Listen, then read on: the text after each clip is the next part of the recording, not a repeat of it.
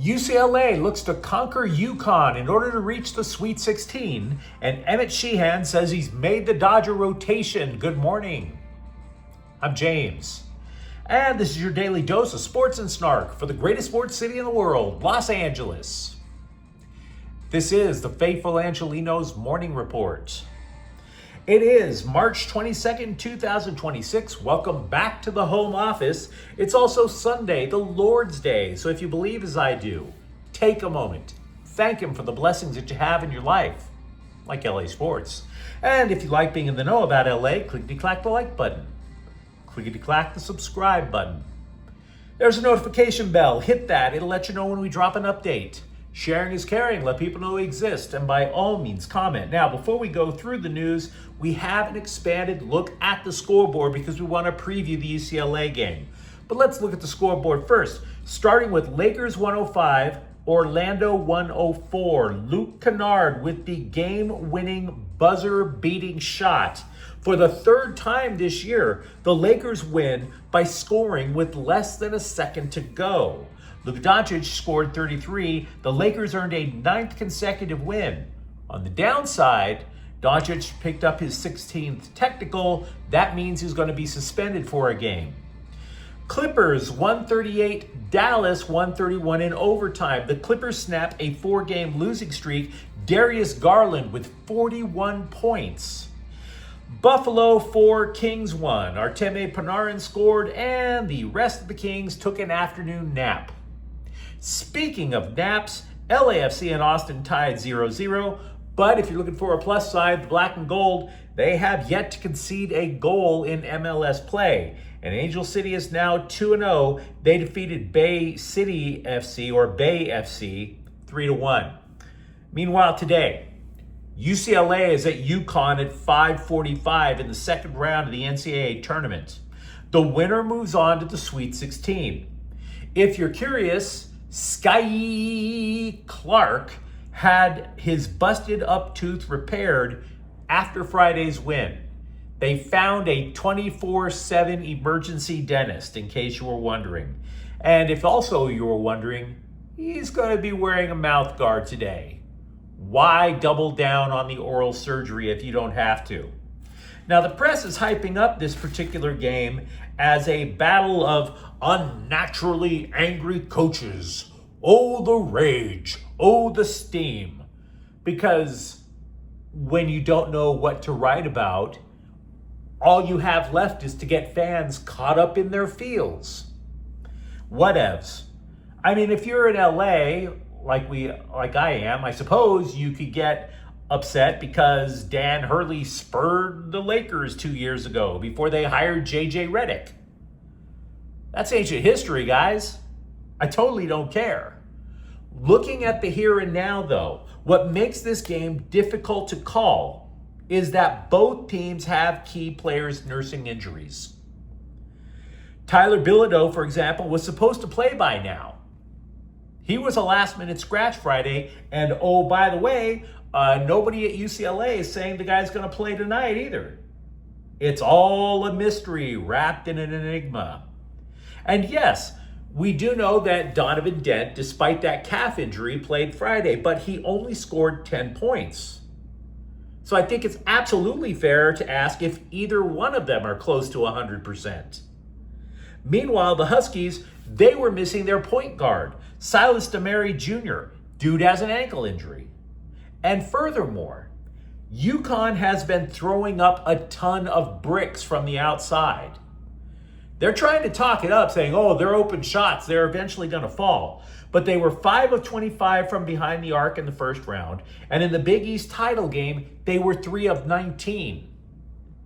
So, if you're UConn, you have a point guard that doesn't have a healthy ankle, so goodbye fast break, and slumping outside shooting. So, yeah, the Bruins absolutely have a shot at the upset. But UConn still has one advantage that UCLA cannot account for. Center Terrace Reed scored 31 points and grabbed 27 rebounds in the first round win. Dude is 6'11", 265 pounds. And the Bruins, meanwhile, they're not physical, and they are an absolute abomination at rebounding. So with what we know, what can we guess? And believe you me, what I'm about to tell you is just a guess, because we don't know who's a healthier team. I think if Damari plays, I think Dent and Damari cancel each other out. I don't see Bilodeau or Xavier Booker containing Reed at all. And if they try to double team Reed, I assume that means somebody is open on the outside to work out that shot. So I give the edge to UConn. I sure as hell wouldn't put money on it, but those are my thoughts. And by the way, we have more UCLA news to get to in just a minute. Stick with me. Also today, the Kings are at Utah at 6, and it is Galaxy game day. They are at Portland at 1:45. Defender Jakob Glesnes is out for at least a month, maybe a month and a half, with a grade 2 calf strain. This is the Galaxy's 9th match in 32 days. And by the way, that included flights to Panama and Jamaica. Craziness to start a year. Absolute craziness. So with all that out of the way, what do you say we get to the news? Emmet Sheehan told the scribes that he is going to be in the Dodger rotation, that he has been told as such by management. Now, we don't know exactly where he is in the roto, but he said, quote, "I'll do whatever they want me to do, but right now I'm a starter," unquote. And yeah, right now he is a starter. I'm not trying to say this guy is Roki Sasaki with longer flowing hair or anything, but Sheehan was sick in the early part of the spring training, and as a result, he had performances in Arizona that could charitably be called uneven. He allowed 7 runs in 10 1/3 innings in the Cactus League. So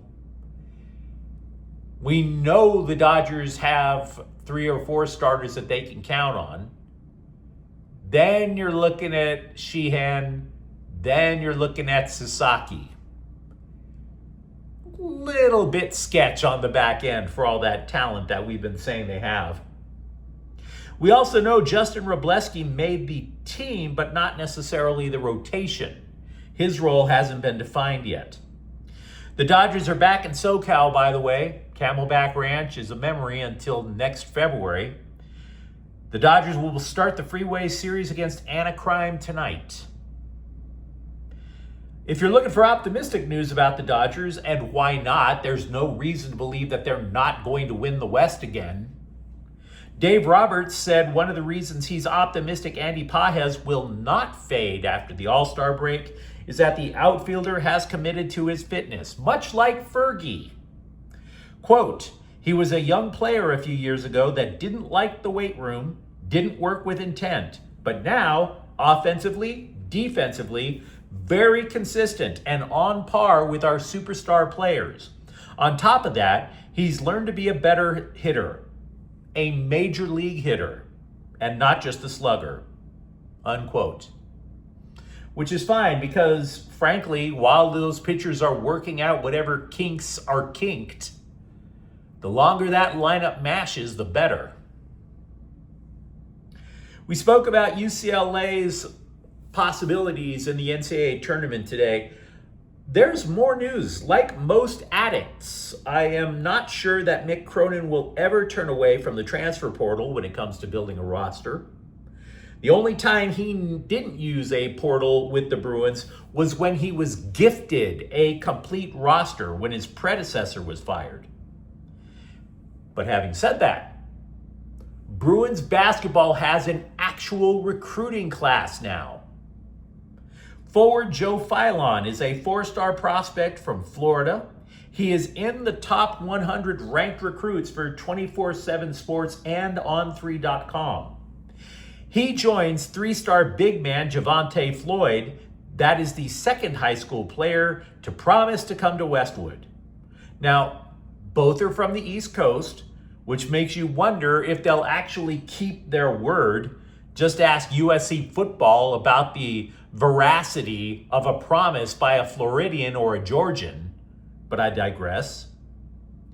It's the first multiplayer recruiting class for UCLA basketball since 2024.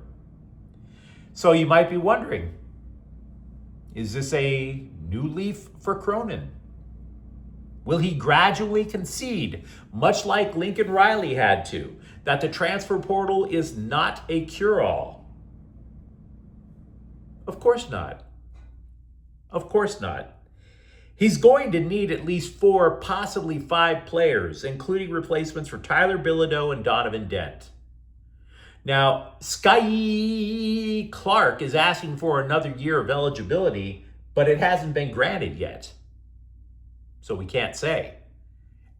As many as 3 starters with UCLA have to be replaced. Even if you are a dyed-in-the-wool Chargers fan, you might have trouble remembering the name DJ Chark. He was one of the first people that Joe Hortiz signed after the general manager tore down the receiving room in 2024. Now, Hortiz could be questioned for many of his moves, but he had no choice back then. The Bolts were ridiculously over the cap.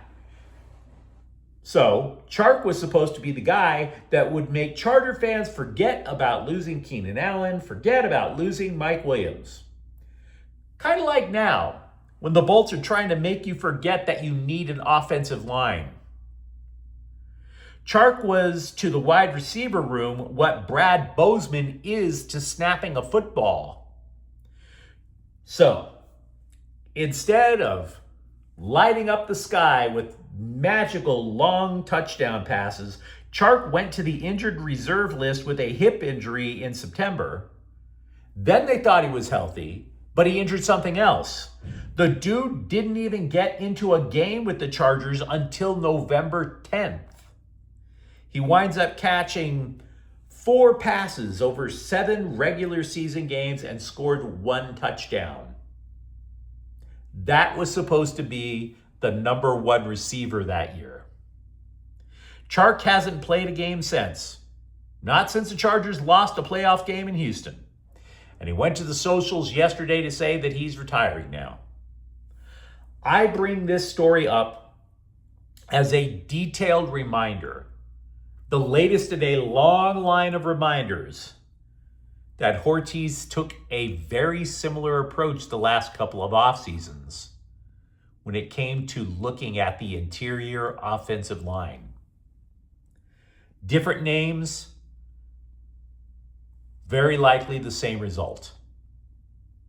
But you let me know what you think in the comments thread. Talk to me, for example, who do you see going to the Sweet 16 tonight, UCLA or UConn? For that matter, are you comfortable with the Dodger rotation to start the season? And if you enjoyed this update, don't forget to subscribe to Faithful Angelenos. We are talking LA sports every single day here. Thank you for watching. I'm James, and we'll be back tomorrow. Faithful Angelenos is a Kian Corte El Queso production. Take care.